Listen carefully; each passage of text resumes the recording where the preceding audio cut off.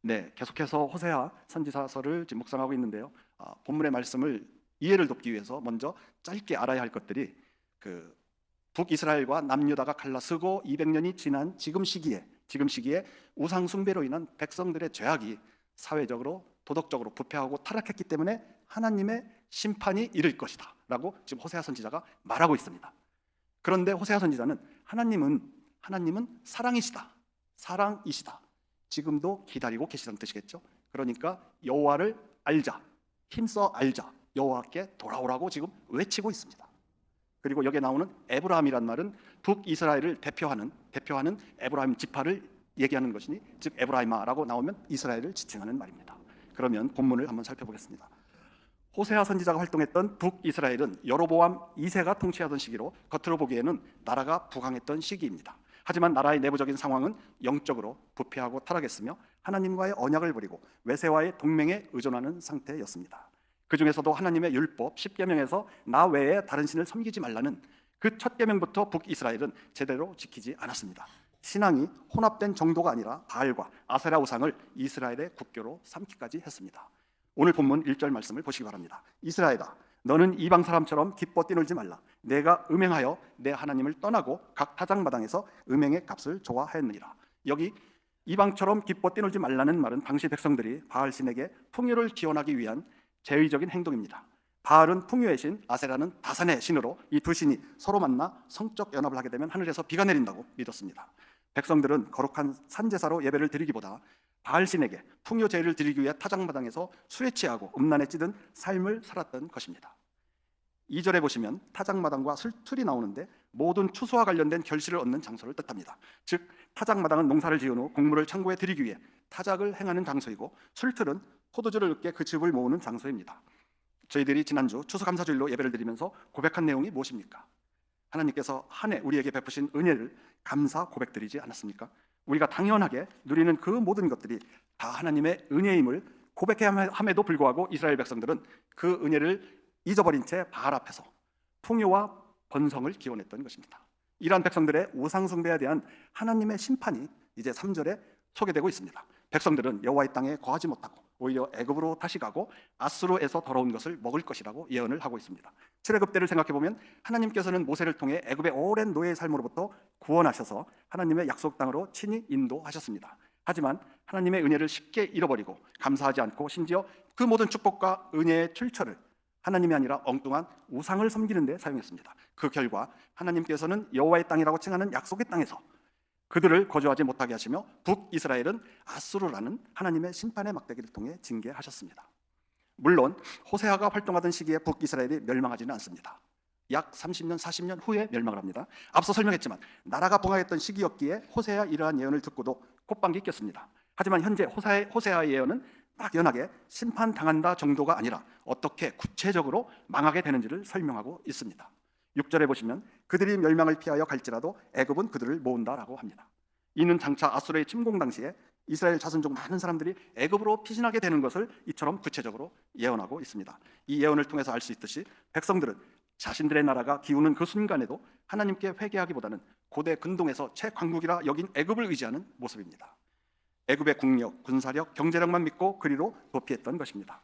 하지만 그 백성들의 선택이 제대로 된 묘안이 되었습니까? 계속해서 6절에 보시면 노분 그들을 장사하리니라고 하죠. 여기서 노분, 이집트 수도 카이로에서 남쪽 20km 지점에 위치한 애굽의 거대한 성읍 멤피스입니다. 그리고 장사한다는 것은 시장에서 물건을 파는 의미가 아니라 멤피스 땅에 묻히는 신세가 된다는 의미입니다. 그뿐 아니라 그들이 자신의 나라를 버리고 애굽의 피신에 올 때 온갖 귀한 보물들이 찔레가 덮고 가시덩굴이 퍼지는 것처럼 아무런 소용이 없게 됨을 이와 같이 표현하고 있습니다. 이처럼 북이스라엘이 어떻게 멸망하게 되는지 구체적인 예언을 호세아의 입을 통해 줘도 백성들의 반응은 어떻습니까? 7절에 보시게 되면 선지자가 어리석었고 신에 감동하는 자가 미쳤다고 합니다. 지금 북이스라엘 나라는 부강한데 곧 망하게 된다는 예언을 하는 호세아를 미친 사람으로 취급했다는 것입니다. 하지만 호세아는 미친 사람이 아니라 8절에서도 소개가 되듯이 바로 에브라임은 나의 하나님과 함께하는 파수꾼입니다.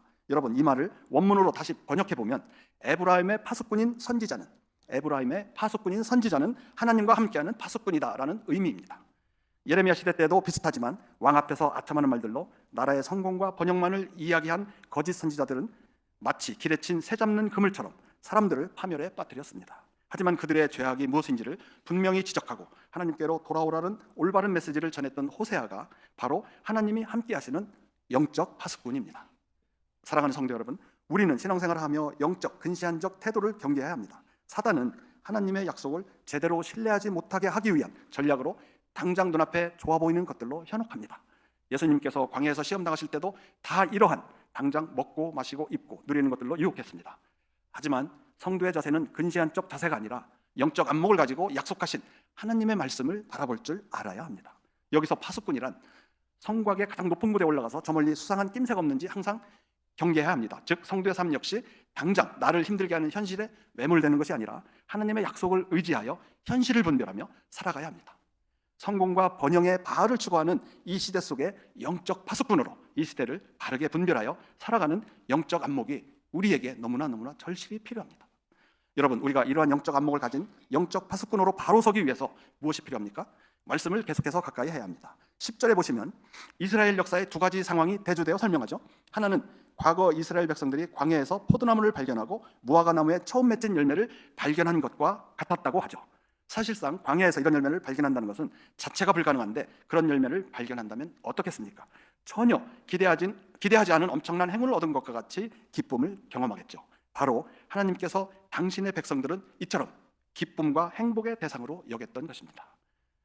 하지만 이런 광야에서 열매를 발견한 것 같은 하나님의 기쁨의 대상이었던 백성들은 바알 부올에서 우상에게 몸을 드렸습니다. 여기서 몸을 드린다는 말은 나시린 규례와 관련해서 자신을 하나님께 헌신하는 행위를 뜻합니다. 하나님의 이러한 기쁨을 얻은 하나님의 자녀들이 하나님을 가까이 하지 않고 하나님을 사랑하지 않고 우상 바알에게 자신의 몸을 드렸던 것입니다. 이처럼 우리가 하나님을 가까이 하지 않을 때 11절과 14절 말씀을 통해서 알 수 있는 사실은 자식들이 마치 살인하는 자들에게 끌어내줄 것이며 불임이 증가하고 태아에 대한 수유를 못하는 아주 비참한 상태에 이르게 됨을 설명합니다. 즉 태아 어린아이들은 오직 자신의 부모 곁에만 있어야 안전하게 보호받을 수 있고 건강하게 자랄 수 있듯이 성도인 우리 역시 영적 파수꾼으로서 이 시대를 온전히 분별하고 말씀 안에서 잘 성장하기 위해서 바로 하나님 곁에 가까이 하기를 날마다 힘써야 합니다. 오늘 본문 마지막 17절 말씀을 한번 보도록 하겠습니다. 그들이 듣지 아니하므로 내 하나님이 그들을 버리시리니 그들이 여러 나라 가운데 떠도는 자가 되리라. 사랑하는 성도 여러분, 인생의 승패는 내가 성공했고 내가 번영한 것으로 결정되는 것이 아닙니다. 누가 더 많은 성공과 번영을 이루었는지 경쟁의 자리에서 우위에 서는 것이 인생의 목적이 아닙니다. 그 성공과 번영은 하루아침에 무너질 수도 있습니다. 그러한 성공과 번영이 하나님과의 관계를 멀어지게 한다면 그것은 축복이 아니라 저주입니다. 우리가 아까 17절 14절에서 봤듯이 모든 것이 끊어진다는 그게 바로 저주입니다. 우리도 하나님께 가까이 서 있지 않으면 다른 것을 섬기게 되면 그게 바로 저주입니다. 축복이 아니라. 인생의 승패는 오직 하나님의 말씀을 우리가 가까이 하는지 안 하는지에 달려 있습니다. 내가 얼마나 인생을 잘 계획하고 시간을 부지런히 잘 써서 인생을 지혜롭게 사는지가 중요한 게 아닙니다. 물론 중요하죠. 그러나 그게 중요한 게 아니고 그렇게 살아도 방향이 틀리면 아무런 소용이 없습니다. 시편 119편 105절에서는 오직 주님의 말씀만이 내 발의 등이요 내 길의 빛이라고 합니다. 조금 더디더라도 올바른 길을 걷는 것이 중요합니다. 그 올바른 길은 오직 하나님의 말씀을 듣고 그 말씀에 온전히 순종하며 그 하나님을 더욱 가까이 하는 삶을 말합니다. 이 세상이 우리를 끊임없이 유혹하는 세상의 평탄대로를 걷는 삶이 아니라 주와 함께 동행하여 의의 길, 믿음의 길을 걸어갈 수 있는 저와 여러분들의 삶이 되시기를 주님의 이름으로 소망하고 축복합니다.